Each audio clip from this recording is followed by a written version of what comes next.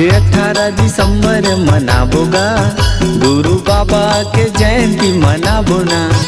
आज 18 दिसंबर मनाबोगा गुरु बाबा के जयंती मनाबोना। गांव बस्ती सब जुड़े मिल के, गांव बस्ती सब जुड़े मिल के सादा के झंडा फहराबोनेगा।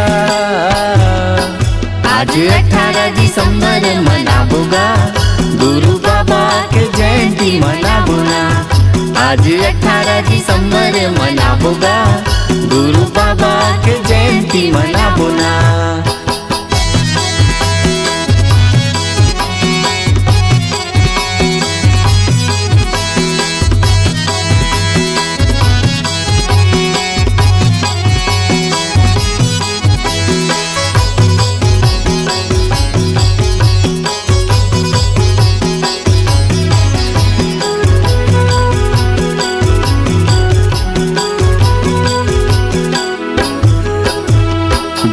कुरिया सुघरन नाली पाबो, गज मोतियन के सुघर जाऊं कपुराबोन। गज मोतियन के सुघर जाऊं कपुराबोन।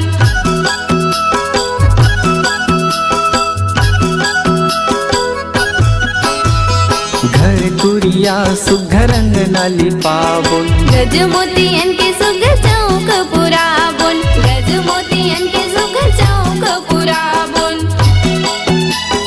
लइका सियान सब जुर मिल के, लइका सियान सब जुर मिल के प्रेम के दिए न जलाबोनेगा। आज 18 दिसंबर मनाबोगा गुरु बाबा के जयंती मनाबोना। आज 18 दिसंबर मनाबोगा गुरु बाबा के जयंती मनाबोना।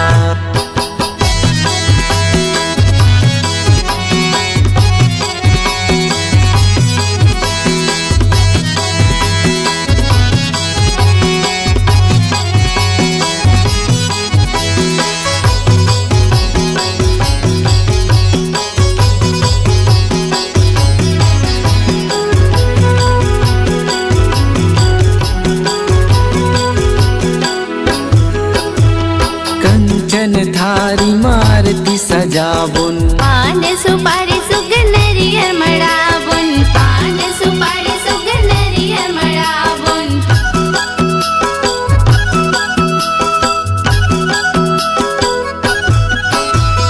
कंचन थारी मारती सजाबुन, पान सुपारी सुगन नरियर मड़ाबुन। पान सुपारी सुगन नरियर मड़ाबुन।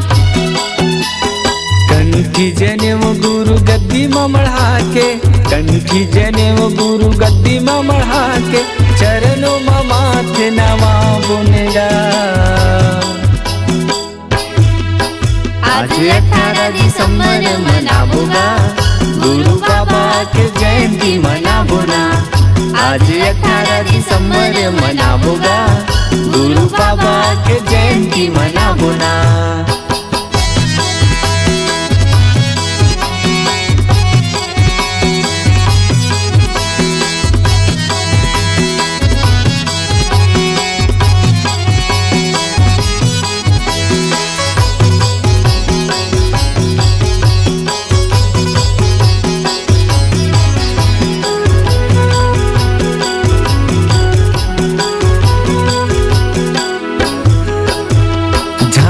मंजीरा मांदर बजाबो, संगी जमुरिया मिल जुल नाचबोन। संगी जमुरिया मिल जुल नाचबोन।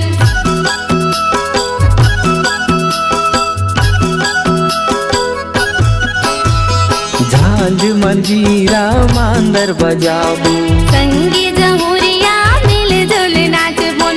संगी जमुरिया मिल जुल नाचबोन। पंथी चौका मंगल गाबो, पंथी चौका मंगल गाबो सादा के झंडा फहराबोनेगा। आज 18 दिसंबर मनाबोगा गुरु बाबा के जयंती मनाबोना। आज 18 दिसंबर मनाबोगा गुरु बाबा की जयंती। आज 18 दिसंबर मनाबोगा गुरु बाबा के जयंती मनाबो ना। आज 18 दिसंबर मनाबोगा गुरु बाबा की जयंती मनाबो ना। गुरु बाबा की जयंती मनाबो